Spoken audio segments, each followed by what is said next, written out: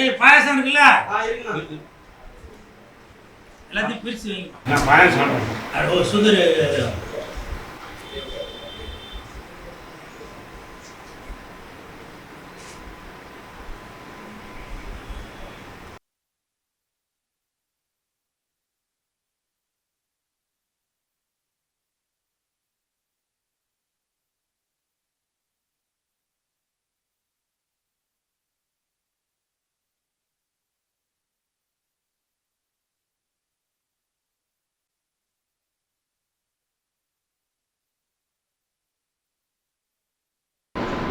சரியா? அப்புறம் தட்டு எல்லாமே மூடி காய் கட்ட வர்றது. இது தோசைக்கு இல்லை உங்களுக்கு தெரியாது இல்லை, எனக்கு தெரிஞ்சு பல பேருக்கு அப்போ சின்ன நடிகராக இருக்கும்போது பல பேருக்கு நீங்கள் சம்பளம் கொடுத்தாலே எனக்கு இன்னமும் அது வந்து எனக்கு ஆதங்கமாக தான் இருக்குது. தோசைகள் கேட்டிங்களா? ஆமாம், எல்லாமே ரெடியாக இருக்குது. அதே மாதிரி கட்லு, மரக்கட்லு, பெட்டு, தலைகாணி, பெட்ஷீட்டு எல்லாமே இருக்கு. கரண்ட் அடுப்பு கேட்டீங்களா? இப்போ நீங்க அங்க அந்த இடத்துல அடுப்புக்கு அலோடா என்னன்னு தெரியல, அதனால இப்போ கரண்ட் அடுப்பா சொல்லியாச்சு. கேரண்டி கார்டு இது கரெக்டாக இது பண்ணி கொடுத்துரு, கேரண்டியோட இருக்குது. எல்லாம் செக் பண்ணியாச்சு, ஓடுது, பத்திரமா வைப்பா. அதே மாதிரி மிக்சி கேட்டீங்களா? ஆமாம் ஆமாம், மிக்சி. இது ஒரு கம்பெனி மிக்சி தான். உள்ளே இப்போ கேரண்டி கார்டெலாம் எல்லாம் ஓப்பன் பண்ணி பார்த்தாச்சு, கரெக்டாக இருக்குது. அப்புறம் ஃப்ரிட்ஜு கேட்டிங்களா? இதாங்க பாப்பா, தண்ணி பார்த்து கான்லைன்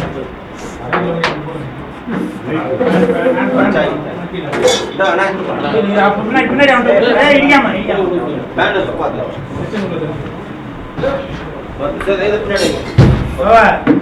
புது ஃப்ரிட்ஜு எல்லாமே இருக்குது, நல்லா பார்த்துங்க. இப்போ இது வந்து துடைக்கக்குள்ள வேணும்னா அது ஒரு ஆள் வேணாலும் விட்டுடலாம். சரியா? ஆள் இருக்காங்க கூட. இருக்காங்களா? இருந்தாங்கன்னா சரி. அதே மாதிரி குக்கர் கேட்டீங்க, குக்கர் இருக்கு. எல்லா பொருளும் இருக்கு. கட்லு, மரக்கட்லு, பிடிப்பா, மரக்கட்லு 2 பக்கம் காசு பெட்டு தூக்குப்பா.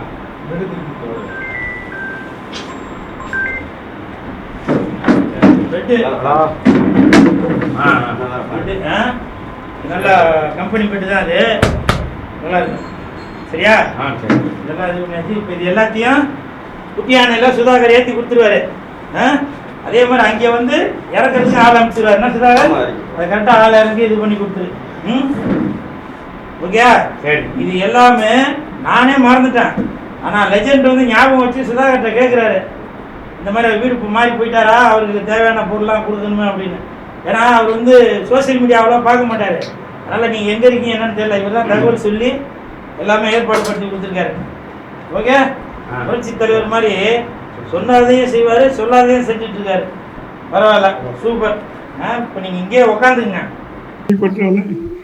கூல் சுரேஷும் சுதாகரன் சுரேஷன் வந்து 2 லட்ச ரூபா பணம் கொடுத்தாங்க. ஆனால் கொஞ்ச நாள் வெயிட் பண்ணுங்க, உங்களுக்கு கிச்சன் தேவையான கட்டில், மெட்டு, ஃப்ரிட்ஜு எல்லாமே தரோம்னே அப்படின்னு சொன்னாங்க. அப்புறமே ஆனால் நீங்கள் இருங்க, உங்கள் அட்ரஸ் கொடுங்க அனுப்பிச்சி விட்டுருந்தாங்க. ஆனால் எனக்கு வந்து இங்கே ரசிக மன்றத்தை பார்க்கணும் அப்படின்னு சுரேஷ் சார் சொன்னேன். இது முதல் மாடி ஏறி வருவீங்களாம்னு. எங்கள் பழனி மலைக்கு போனால் படிக்கட்டு ஏறுறோம்னாங்க. அதை மாதிரி ஏறி வந்துடும் சொல்லி வந்தேன். வந்துட்டு இந்த பாத்திர பண்டங்கள்லாம் எனக்கு கொடுத்தாங்க. ரசிக மன்றத்தை நான் என்றைக்கு மறக்க மாட்டேன். சுதாகரனே, சுரேசனே, கூல் சுரேசனே, ஒரு லட்சத்து சரவணா சார் ஒரு புரட்சி தலைவர் மாதிரி தான். வாழ்நாளும் மறக்க மாட்டேன். இது இல்லாமல் சுதாகரனை சொன்னார். ஆனால் இது மட்டும் இல்லைண்ணே, உங்களுக்கு எப்போ கஷ்டம்னாலும் எனக்கு ஃபோன் பண்ணுங்கள், உங்களுக்கு ஐயா உங்களுக்கு ஹெல்ப் பண்ண சொல்லியிருக்காரு. அதனால் அவர் நீடி வாழ்க. அவர் வச்சிருக்க துணிக்கடை, பாத்திரக்கடை எல்லாமே நல்ல வியாபாரம் பெற்று இன்னும் தமிழ்நாடு பூரா இருக்குது, இந்தியா பூரா கடையை திறக்கணுன்னு எல்லாம் வந்த இறைவனை கேட்டுக்கொள்கிறேன். நன்றி, வணக்கம்.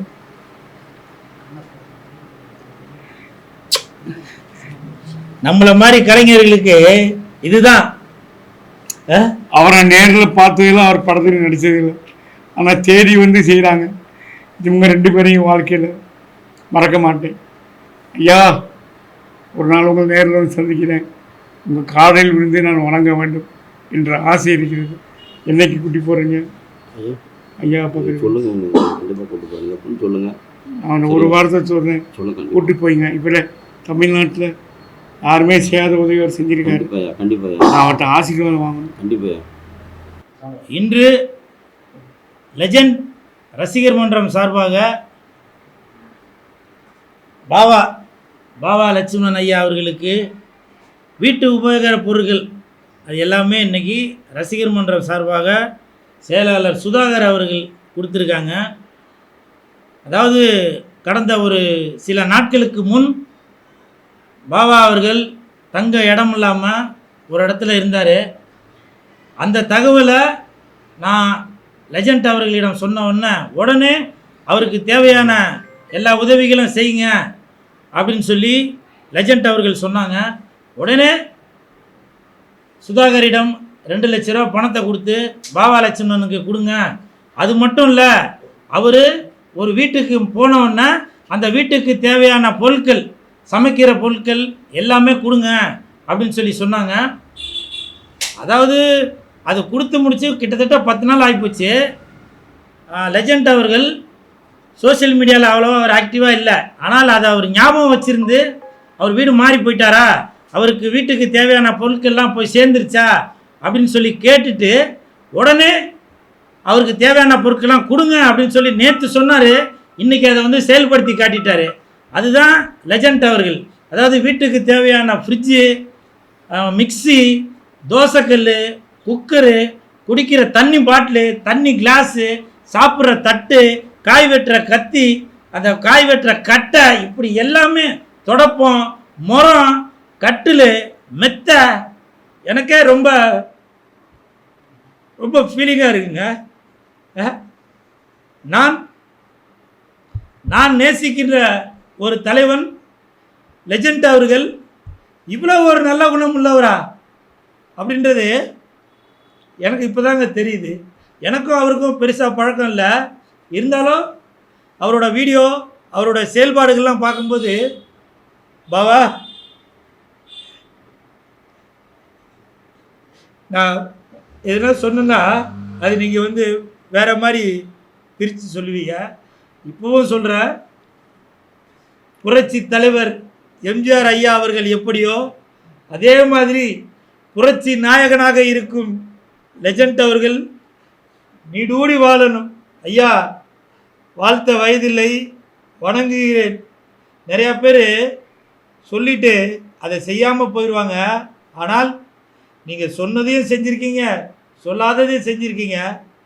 இந்த நேரத்தில் ஒருவேளை நம்ம பாபா அவர்களுக்கு ஒரு திருமணம் நடந்திருந்தால் அவர்களுடைய மகனும் மகளும் மனைவியும் அவ்வளவு சந்தோஷப்பட்டிருப்பாங்க. பாபா, அது மட்டும் இல்லைங்க, இவர் அன்னைக்கு ஃபோனில் பேசும்போது ஒரு வார்த்தை சொன்னார். இல்லை கூல் சுரேஷ், அன்னைக்கு நான் இருக்கிற இடத்த தேடி வந்து லெஜண்ட் அவர்கள் 2 லட்ச ரூபா பணம் கொடுத்துட்டு போனாங்க. இந்த பொருட்களை வாங்குவதற்கு நீங்கள் வர வேணாம், அந்த லெஜண்ட் ரசிகர் மன்றத்தில் உள்ள அந்த சுதாகரையும் அந்த ரசிகர் மன்ற ஆஃபீஸையும் நான் பார்க்கணும், அதோட காலடியை நான் தொட்டு கும்பிட்டுட்டு போகணும் அப்படின்னு சொன்னீங்க. இப்போவும் சொல்கிறேன், இந்த மாதிரி ஒரு மனிதனுக்கா இந்த ஒரு நிலைமை? அந்த ரசிகர் மன்றம் எங்கே இருக்குது நான் பார்க்கணும் அப்படின்னு சொன்னாருங்க. நான் அப்பவும் சொல்கிறேன், ஏங்க இது வந்து முதல் மாடி, நீங்கள் ஏறி வரணும். இல்லை, நான் ஒரு கோயிலுக்கு போனாக்க எப்படி படிக்கட்டெலாம் ஏறி போகணும், அதே மாதிரி அந்த கோயிலை, அந்த தெய்வம் இருக்கிற இடத்த, அந்த லெஜண்டை நான் பார்க்கணும் அப்படின்னு சொல்லி அவரே வந்தார். நீங்கள் நல்லா இருக்கணும் லெஜண்ட் ஐயா. இன்னமும் நீங்கள் பல கோடி மக்களுக்கு நீங்கள் உதவி செஞ்சுக்கிட்டே இருக்கணும். இப்போவும் நீங்கள் நிறையா செய்துட்ருக்கீங்க. எப்படி கல்வி கண் திறந்த காமராஜர் ஐயா அவர்கள் எப்படி மாணவர்களுக்கு உதவி செய்தாரோ அதே மாதிரி உங்களை நான் கல்வி கண் திறந்த காமராஜர் ஐயா அவர்கள் மறு உருவமாக தான் பார்க்குறேன். புரட்சி தலைவர் எம்ஜிஆர் ஐயா அவர்கள் ஏழைகளின் நலன் மட்டுமே கருத்தில் கொண்டாரோ அதே மாதிரி தான் இப்போவும் நீங்கள் புரட்சி தலைவராக என்னுடைய கண்ணுக்கு தெரிஞ்சிட்டு இருக்கீங்க. ஐயா புரட்சி நாயகனே, கண்டிப்பாக உங்களால் இந்த தமிழக மக்களுக்கு பல நன்மைகள் நீங்கள் செய்து கொண்டே தான் இருப்பீங்க. மறுபடியும் சொல்கிறேன், வாழ்த்த வயதில்லை, வணங்குகிறேன் வணங்குகிறேன். அதாவது நான் இவ்வளோ கஷ்டப்பட்டதை கேள்விப்பட்டோன்னே கூல் சுரேஷும் சுதாகரன் சுரேஷனும் 2 லட்ச ரூபா பணம் கொடுத்தாங்க. ஆனால் கொஞ்ச நாள் வெயிட் பண்ணுங்க, உங்களுக்கு கிச்சன் தேவையான கட்டில் மெத்து ஃப்ரிட்ஜு எல்லாமே தரோம்னே அப்படின்னு சொன்னாங்க. அப்புறமே ஆனால் நீங்கள் இருங்க, உங்கள் அட்ரஸ் கொடுங்க அனுப்பிச்சி விட்டுருந்தாங்க. ஆனால் எனக்கு இங்கே ரசிக மன்றத்தை பார்க்கணும் அப்படின்னு சுரேஷ் சார் சொன்னேன். இது முதல் மாடி ஏறி வருவீங்களாம்னு. எங்கள் பழனி மலைக்கு போனால் படிக்கட்டு ஏறுறோம்னாங்க. அதை மாதிரி ஏறி சொல்லி வந்தேன். வந்துட்டு இந்த பாத்திர பண்டங்கள் தான் எனக்கு கொடுத்தாங்க. ரசிக மன்றத்தை நான் என்றைக்கும் மறக்க மாட்டேன். சுதாகரனே சுரேசனே கூல் சுரேசனே ஒரு லட்சத்து சரவணா சார் ஒரு புரட்சி தலைவர் மாதிரி தான். வாழ்நாளும் மறக்க மாட்டேன். இது இல்லாமல் சுதாகரனை சொன்னார், ஆனால் இது மட்டும் இல்லைண்ணே, உங்களுக்கு எப்போ கஷ்டம்னாலும் எனக்கு ஃபோன் பண்ணுங்கள், உங்களுக்கு ஐயா உங்களுக்கு ஹெல்ப் பண்ண சொல்லியிருக்காரு. அதனால் அவர் நீடி வாழ்க. அவர் வச்சிருக்க துணிக்கடை பாத்திரக்கடை எல்லாமே நல்ல வியாபாரம் பெற்று இன்னும் தமிழ்நாடு பூரா இருக்குது, இந்தியா பூரா கடையை திறக்கணுன்னு எல்லாமெல்லாம் இறைவனை கேட்டுக்கொள்கிறேன். நன்றி, வணக்கம்.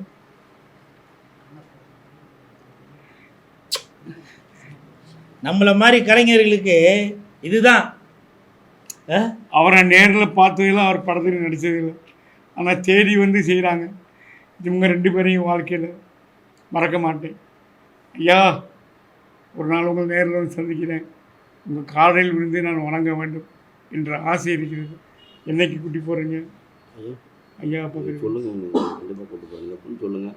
நான் ஒரு வாரத்தை சொல்கிறேன், கூட்டி போய்ங்க. இப்போ தமிழ்நாட்டில் யாருமே செய்யாத உதவி அவர் செஞ்சுருக்காரு.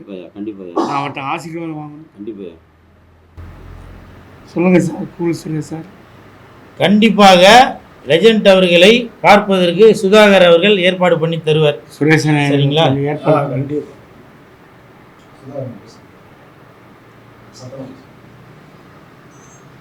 இன்று ஐயா பாபா லட்சுமணன் ஐயா நடிகர் அவர்களுக்கு எங்களுடைய அன்பு தலைவர் லெஜண்ட் அவர்கள் அவர் ஒரு ஹாஸ்டலில் போய் தங்கியிருக்காங்க, எம்எல்ஏ ஹாஸ்டலில். அவங்களுக்கு அங்கே கட்டில் பெட்டு இந்த மாதிரி பாத்திரம் எல்லாமே கேட்டிருந்தாங்க. உடனே எங்களுடைய அன்பு தலைவர் லெஜண்ட் அவர்கள் உடனே கொடுங்க அப்படின்னு சொல்லி நான் கொடுக்கணும் தான் சொன்னோம். அவர் ஐயா பாபாலட்சுமி ஐயா சொன்னார், நானே உங்கள் ஆஃபீஸுக்கு வாங்கிக்கிறதையா, நானே நேரில் வரேன், கண்டிப்பாக நானே வாங்கிக்கிறது. இன்றைக்கி வந்தாங்க. இன்றைக்கி அவங்க எல்லாமே பாத்திரம் ஃப்ரிட்ஜு அவங்களுக்கு வீட்டுக்கு தேவையான எல்லா பொருளுமே எங்களுடைய தலைவர் கொடுத்துருக்காங்க. அது மாதிரி அண்ணன் கூல் சுரேஷ் அண்ணனுடைய முயற்சியும் அவங்களும் சொல்லி உடனே இது பண்ணாங்க. எங்களுடைய செயலாளர் அண்ணன் சுரேஷ் அண்ணன் எல்லாம் சேர்ந்து தான் அவங்களுக்கு ஒரு பெரிய தலைவர்கிட்ட சொல்லி ஒரு பெரிய உதவி வாங்கி கொடுத்துருக்கோம். அதுமாதிரி அண்ணனுக்கு ஏற்கனவே ஒரு 2 லட்ச ரூபா உதவி பண்ணோம். உங்களுக்கு அது எப்படி உங்களுக்கு யூஸாக இருந்துச்சு பண்ணணும்? அப்படியே நீங்கள் கொடுத்த காசை பேங்க்கில் போட்டேன். ஓகே. அதில் விளம்பரத்தை பார்த்து ரஜினிகாந்த் 1 லட்சம் கொடுத்துருக்கோம். Okay okay. மாதம் 10,000 தரேன். ஓகே. அதாவது நாங்கள் இவங்க 2 பேரும் 3 பேர் என்னை பார்க்கும்போது நான் தரையில் படுத்துக்கிட்டேன். அதுக்கப்புறம் ஒரு சோபாவில் வந்தேன், தூக்கம் தூங்கிட்டேன். எழுப்புனாங்க, நான் இப்படி படுத்து கிடக்கிறீங்க, வேறு வழி இல்லாமல் சாமானத்துக்கு வெளியே போட்டாங்க. இந்த கெஸ்ட் ஹவுஸ் நடத்துகிறது தான், இங்கே படுத்துங்க வீடு கிடைக்கிற வரைக்கும். 2 மாதம் அவர் தான் சோறு போட்டார். சரி ஐயா, நீங்கள் அழுகும்போது நமக்கு மன கஷ்டமாக இருக்குது. ஏன்னா அன்பு தலைவருடைய கோணம் என்னென்னா இல்லாதவர்களுக்கு உதவி பண்ணது தான், சரியா? அதே மாதிரி தலைவருடைய கடை வச்சு ஆயிரக்கணக்கான தொழில் பண்ணவங்களுக்கு ஒரு முனிவர்களுக்கு உருவாக்கி கொடுத்துருக்காங்க. இப்போ எனக்கு ரொம்ப கஷ்டம், என் குழந்தைங்களுக்கு பால் வாங்கக்கூடிய இதுக்கு நிலைமை கூட இல்லாமல் இல்லை. என் தலைவர் கடை கட்டினார், ஒரு சின்ன ஆர்டர் போய் கேட்டேன். அப்போ கேட்டாங்க, நீங்கள் இவ்வளோ பெரிய கடையில் உங்களால் ஆர்டர் பண்ண முடியுமான்னு. அப்போ எனக்கு ஒரு சின்ன ஆர்டர் கொடுத்தாங்க. இன்றைக்கி என் கடையில் ஒரு 30 பேர் என் கம்பெனியில் 30 பேர் வேலை செய்தாங்க அன்னைக்கு கொடுத்த தலைவர். அதனால் தலைவர் என் உயிர் வந்துட்டு அவன் மற மாட்டேங்க சொன்னே இல்லை. அதே தான் உங்களுக்கு அது மாதிரி எவ்வளோ உதவி பண்ணியிருக்காங்க, யாரும் சொல்ல மாட்டாங்க, அவ்வளோ உதவி பண்ணியிருக்காங்க ஐயா. அதனால் பாருங்கள் ஐயாவுக்காண்டி நீங்கள் சொன்னீங்க ஐயா பார்க்கணும், கண்டிப்பாக உங்களை கூப்பிட்டு போகிறேன் கண்டிப்பாக. எம்எல்ஏ ஹாஸ்டலில் தங்கியிருக்கீங்களா? சாப்பாடு வசதி அதெல்லாம் சாப்பாடு கீழேயே கேண்டீன் இருக்கு. எனக்கு மாத்திரம் இந்த ராஜ்பவன் மினிஸ்டர் ஃப்ரீயாக கொடுக்க சொல்லிட்டாரு. எனக்கு வந்து கீழே வர முடியாதுன்னு சொல்லி மேலே கொண்டு வந்து கொடுத்துட்றாங்க. இப்போ என் நண்பர் ஜெய்சீலன் ஆர்ட் டைரக்டர் பக்கத்தில் அங்கே ஒரு கேண்டீன் வச்சுருக்காரு. 3 நாள் கழித்து உங்களுக்கு 3 வேளையும் உங்கள் ஹாஸ்டலுக்கே வந்துடும், பணமெல்லாம் கொடுத்துறாங்க அப்படின்னாங்க. மினிஸ்டர் இன்னைக்கு தான் வந்திருக்காரு, நாளைக்கு வந்து என்னை பார்க்க வராது. ஒரு 6 மாதம் இங்கே இருங்க, அப்புறம் ஹவுசிங் ஊரில் ஒரு வீடு சொந்தமாக வாங்கி தரேன்னு சொல்லியிருக்கேன். இதை பார்த்துட்டு சினிமா திரைப்படத்துலேருந்து வேறு யாராவது உங்களுக்கு ஃபோன் பண்ணாங்களா, இதை கேட்டாங்களா? கேட்டாங்க, வந்தாங்க, பார்த்தாங்க. மினிஸ்டர் வர அன்னைக்கு சொல்லுங்கள், அவருக்கு வந்து நாங்கள் நன்றி சொல்லணும். லெஜண்ட் சரவணா சாருக்கு நன்றி சொல்லணும். அதான் நான் லெஜண்ட் சரவணா சாரை பார்க்க வரும்போது அந்த சின்ன சின்ன கிங்காங்கு, விஜய் கணேஷ் இவங்களே நான் கூப்பிட்டு வருவேன். ஐயாவுக்கு நன்றி சொல்லுங்கள். நீங்கள் நடிகர் சங்கத்தில் இருக்கீங்களா?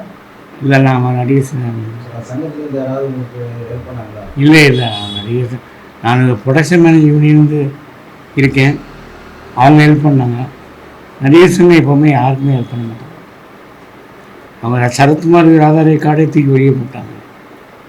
ஒருத்தர் கூட ஃபோன் பண்ணி கேட்கல, விஷாலோ நாசரோ கார்த்திகோ. இனிமே பண்ணுவாங்க, இனிமே பண்ணுவாங்க, நம்பிக்கை இல்லை. இல்லை பாவா, இனிமே பண்ணுவாங்க பாவா.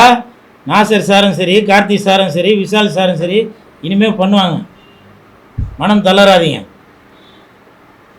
ஏன்னா ஆஸ்பத்திரியில் இருக்கும்போது விஷால் சார் கூட ரசிகர் மன்ற செயலாளர் வந்தார். உங்களுக்கு ஏதாவது பண உதவினா விஷால் சார் கொடுக்க சொல்லியிருக்காங்க. சார் இப்போதைக்கு எனக்கு பணம் இருக்குது, நான் தேவையில்லாமல் கேட்டுக்கிறேன்.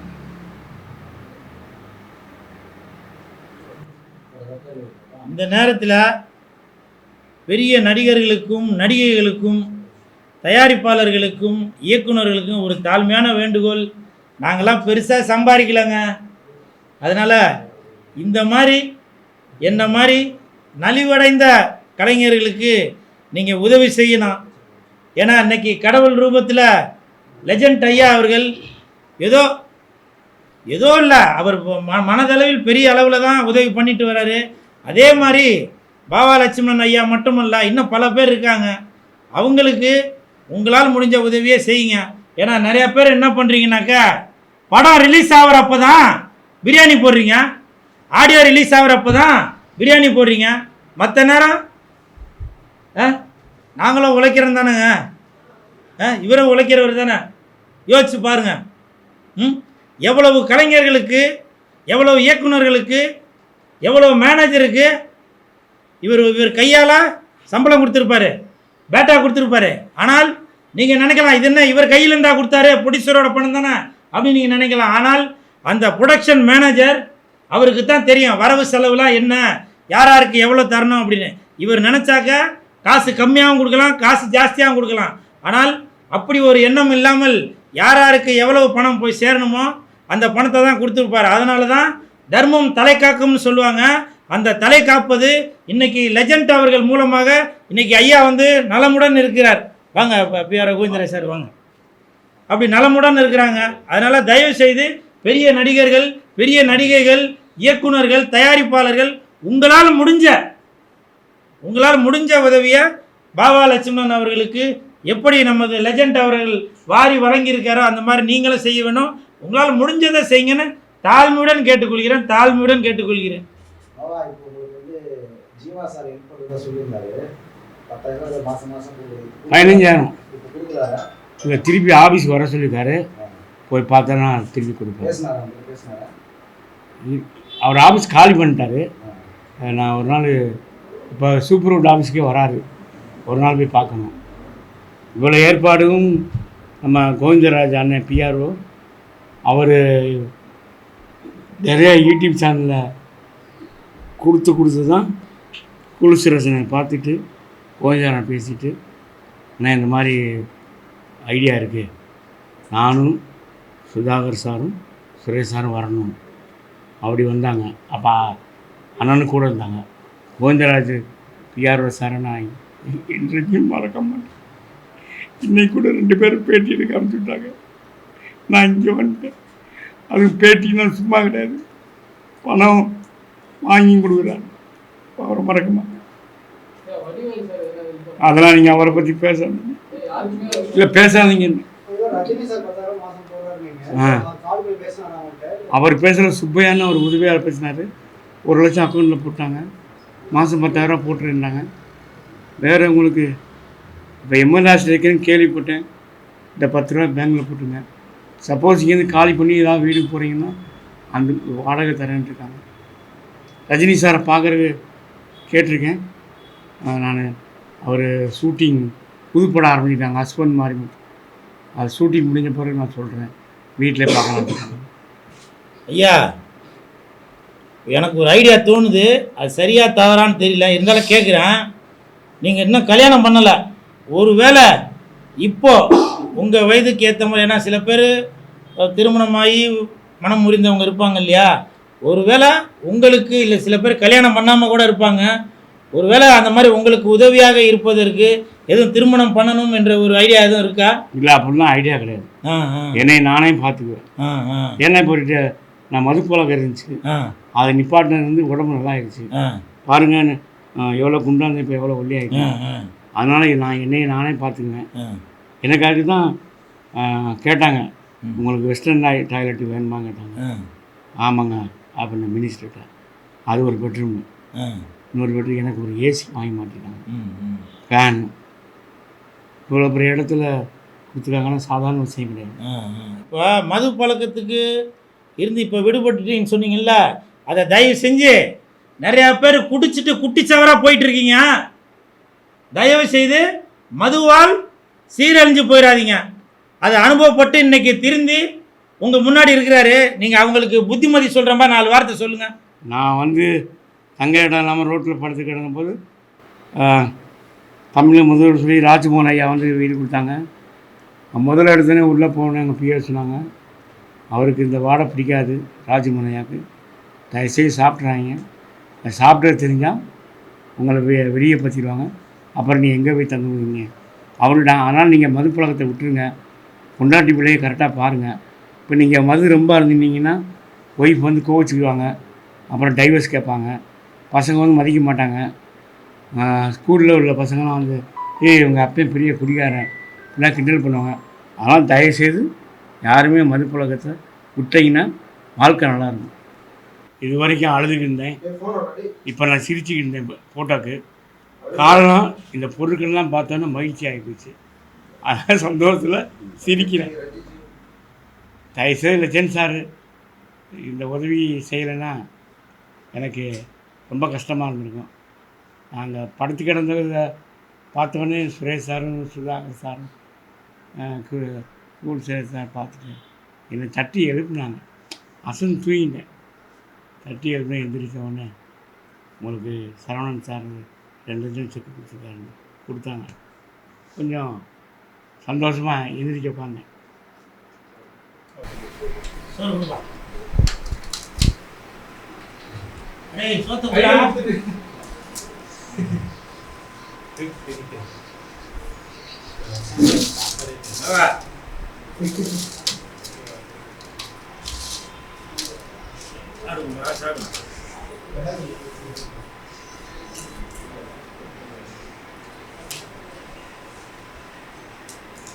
இந்த சாப்பாடு பாவா இங்கே பக்கத்தில் ஒரு ஹோட்டல் ஒன்று இருக்கு, நல்லா சூப்பராக இருக்கும். சாம்பார், ரசம், மோர், பாயாசம் இருக்குல்ல, எல்லாத்தையும் பிரித்து வைங்க. நான் பாயாசம் சாப்பிட்றேன். சுகரு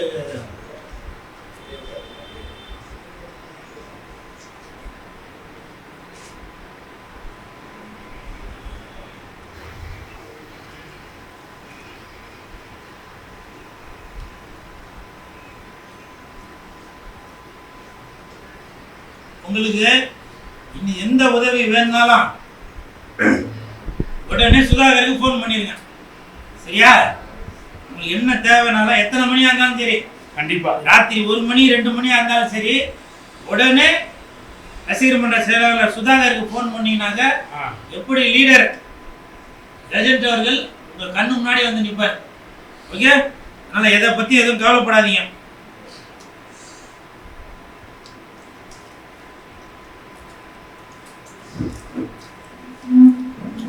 உள்ளே யாராவது தண்ணி கொடுப்பா, தண்ணி கொடு.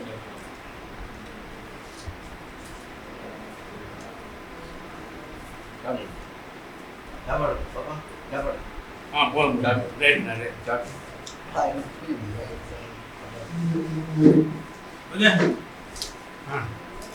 ஓகே? விழுப்புரம் மாவட்டமும் நீங்கள் தான் இந்தியா ஃபுல்லாக நம்ம கஷ்டப்பட்டாங்க. எல்லா மாவட்டத்தில் இருக்காங்க. இது நீங்கள் தான் பார்த்துக்கீங்க. ஆமாம். பொருள்லாம் ஏற்றுறோம்.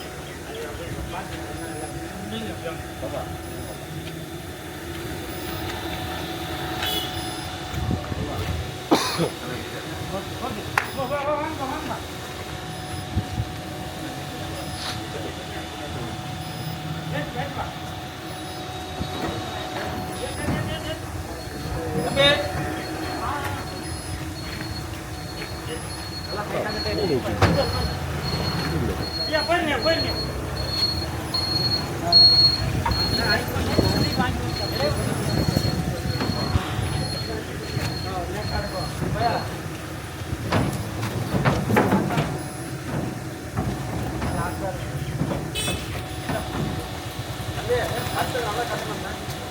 ஏறுமா ஏறுமா.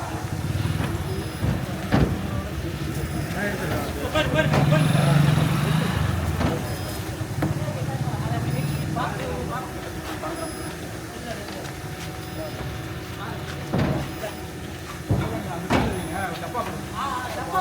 தப்பா வரும். அதனால இந்த பக்கம் வா. எடுப்பா, மணி ஆகுது.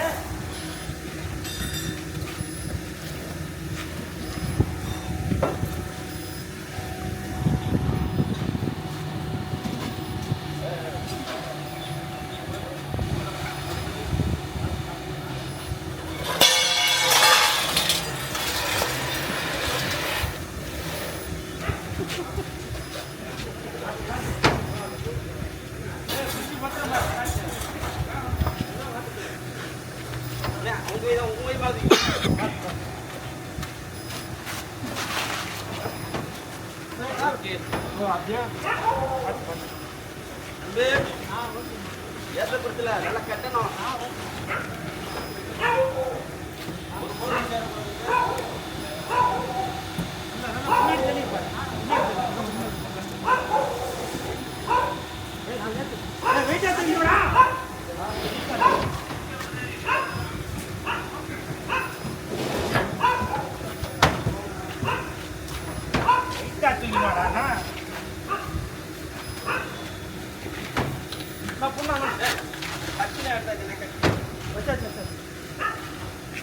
தம்பி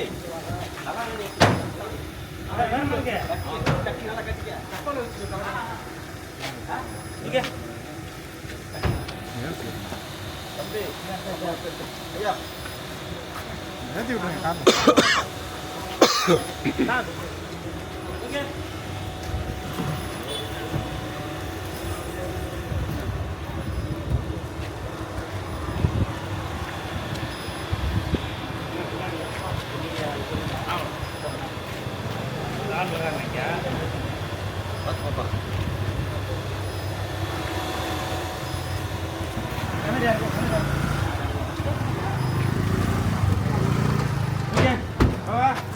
சந்தோஷம். சரியா? எதுவும் கவலைப்படாதீங்க. ஓகே? நல்லதே நடக்கும். சரி. Okay okay. சுதாகர் கரெக்டாக இங்கே இதில் போய் அவரை இறக்கிட்டு, தம்பி எதுவும் டேமேஜ் ஆகாமல் கரெக்டாக படிக்கிட்ட மேலே ஏற்றிருங்கப்பா.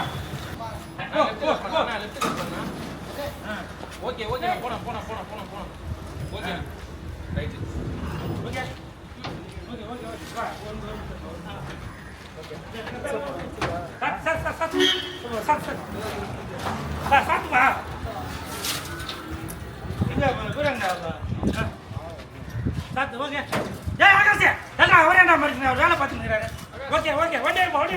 போலாம் ஓகே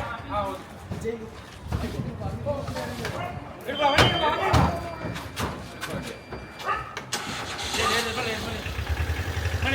வண்டி ஓகே அங்கே வந்துடுங்க சார்